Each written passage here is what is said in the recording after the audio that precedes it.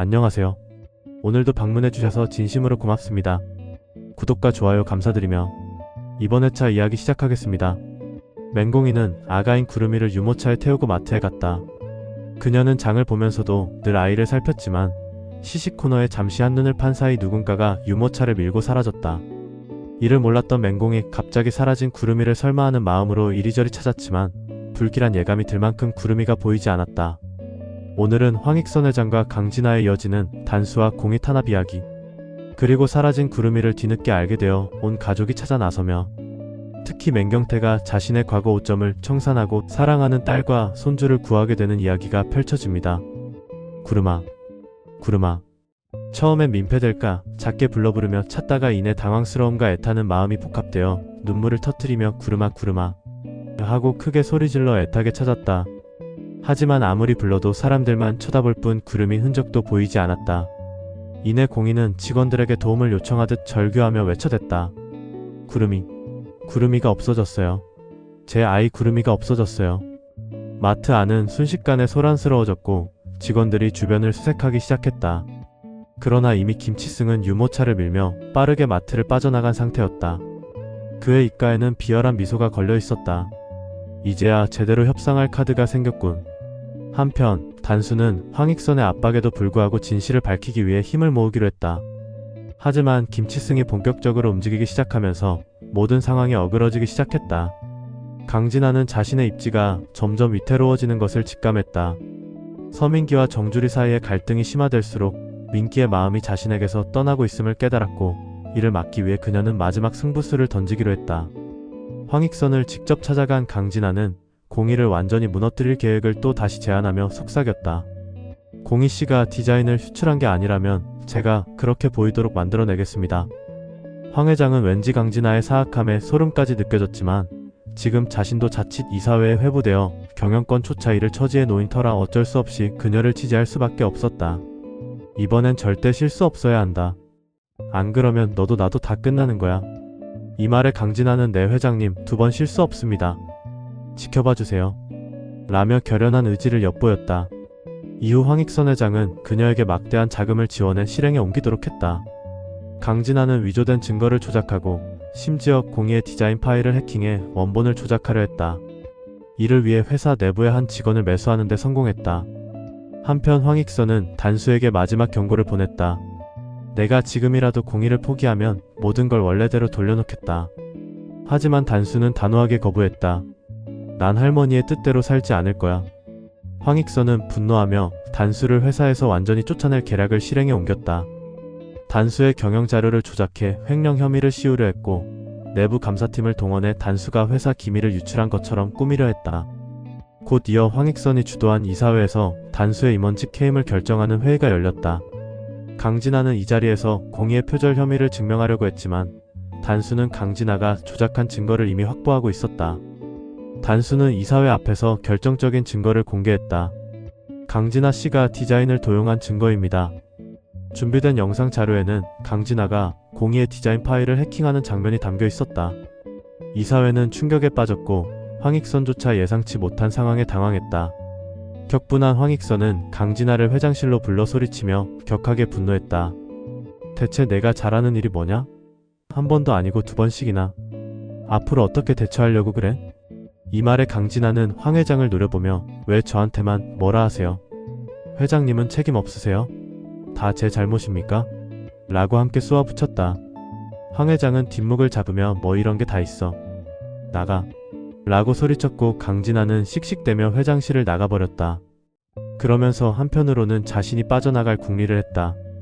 이젠 회사 감사팀이 문제가 아니고 자칫하면 경찰에까지 소환될 것 같아 아무래도 아빠에게 도움을 요청해야겠다는 생각이 굳어졌다. 한편 그날 저녁 공희가 갑자기 실종되었다. 구름이를 애타게 찾던 그녀에게 다가와 자신이 정체불명의 남자가 구름이를 누가 데리고 가는 것을 봤다며 쫓아가 주겠다고 공희를 차에 태워 어디론가 사라진 것이었다. 퇴근 후 함께 마트 쇼핑하자던 공희가 들어오지 않자 단수는 공희에게 연락을 계속했지만 공희는 받지 않았고 그는 왠지 불안해했다. 한편 공희는 차 안에서 진정하라며 주는 음료를 한 모금 마셨을 뿐인데 정신을 잃었고 이후 어두운 창고에서 깨어났다. 그녀 앞에 나타난 사람은 김치승이었다. 내 아버지가 과거에 내게 무슨 짓을 했는지 알고 있나? 내 아버지 때문에 내가 평생 감옥에서 여생을 허비할 뻔했다. 이제 내가 내 아버지와 가족들에게 모든 걸 갚아줄 테니 기대해라. 김치승은 공희에게 협박을 하며 맹경태를 전화로 혼자 오게 부르도록 강요했다. 내가 아버지를 불러내면 내 아이만큼은 살려주지. 아니면 내 아이까지 위험해질 거야. 공희는 깜짝 놀라며 아이만큼은 살려달라고 울며 애원했지만 김치승의 협박은 점점 강해졌다. 단수는 공희를 찾기 위해 팩방으로 뛰어다녔다.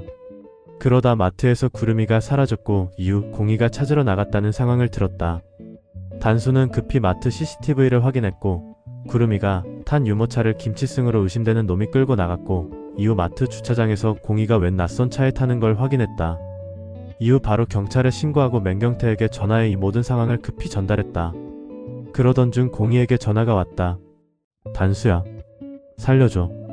이 미친놈이 나와 아이를 해치려고 해.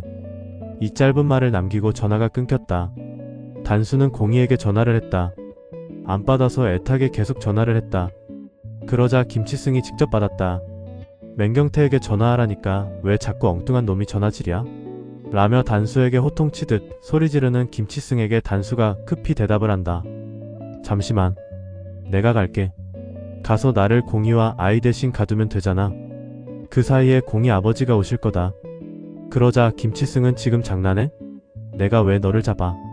됐고 빨리 맹경태나 불러 안 그러면 이 모녀 다시는 볼 생각 마라. 라고 말을 남기며 전화를 끊으려 했다. 순간 계책이 떠오른 구단수는 이봐. 나 누군지 알지? 당신이 원하는 게 단지 복수만은 아닐 것 같은데? 지금 나를 그쪽으로 불러. 그리고 공희와 아이를 풀어주면 내가 당장 5억을 내게 현금으로 주겠다. 하며 시간을 벌기 위한 목적으로 김치승을 회유했다. 이에 김치승은 흠칫 놀라며 잠시 생각한 후 좋아. 대신 경찰에 신고하거나 너와 맹경태 외에 또 다른 놈이 같이 올 때는 다 죽이고 나도 사라질 거니 명심해라. 이에 단수는 동의를 했고 이내 맹경태에게 전화의 상황을 설명하여 치승이 알려준 위치로 각자 이동하기로 했다. 가면서 비서실에 알려 나중에 설명하기로 하고 급히 현금을 준비해 인근 장소로 오도록 지시했다. 이후 대면한 구단수, 맹경태, 김치승. 이쯤에서 끝내면 이 현금을 보상금으로 줄 테니 모두 풀어주고 정리하자. 안 그러면 경찰을 부를 거고 그러면 넌 모든 게 끝이야. 그러나 김치승은 비열하게 웃으며 말했다. 넌 내 할머니나 상대하는 게 우선 아니냐? 단수는 예상대로 상황이 좋지 않게 흘러갈 것 같아 치밀하게 준비한 반격 계획을 실행하기로 결심했다. 그때 맹경태는 격분하여 내 딸과 손주는 내가 지킨다라고 소리치며 망설임 없이 김치승을 향해 달려들었다. 김치승은 순간 몸을 가볍게 피하며 맹경태를 밀쳐내며 비웃는다. 맹형사도 이제 많이 늙었네. 크크. 그러자 맹경태는 이제 끝이다. 김치승. 하며 다시 한번 그의 멱살을 잡으며 격렬한 몸싸움이 이어졌다. 단수가 말릴 틈도 없이 전개되는 상황이었다. 그러다 갑자기 김치승은 주머니에서 날카로운 칼을 꺼내들었다. 비켜 늙은이. 하며 그는 맹경태의 옆구리를 찔렀고 맹경태는 이를 악물고 찔린 채 치승의 목을 끌어안고 조르며 끝까지 버텼다. 그 순간 단수가 오면서 신고했던 경찰이 들이닥쳤고 결국 김치승은 현장에서 체포되었다. 맹경태는 쓰러지면서도 공희와 구름이를 안도감에 미소를 지었다. 이로써 맹경태는 과거부터 오랫동안 갖고 있던 트라우마에서 벗어나게 되었다. 다행히 큰 상처가 아니어서 모두가 안심을 했고 이어 공희의 품에 안긴 구름이도 평온을 되찾은 듯 울음을 그치며 잠들었고 이들을 바라보던 단수의 입가에도 안도의 미소가 번져갔다. 정말 위급한 상황에서도 자식을 위해 자신을 돌보지 않는 전직 형사 맹경태의 활약, 그리고 돈보다도 사랑하는 이를 구하기 위해 자신의 모든 것을 걸고라도 지켜내려는 구단수의 행동. 이런 모습에서 우리는 다시 한번 가족애를 느끼며 사랑의 위대함을 깨닫게 됩니다. 시청자 여러분들의 가족과 사랑도 항상 위대하시길 기원하며 이상으로 이번 회차 예상 스토리를 마치겠습니다. 다음 회차도 구독과 좋아요 시청 부탁드립니다. 다시 한번 감사드립니다.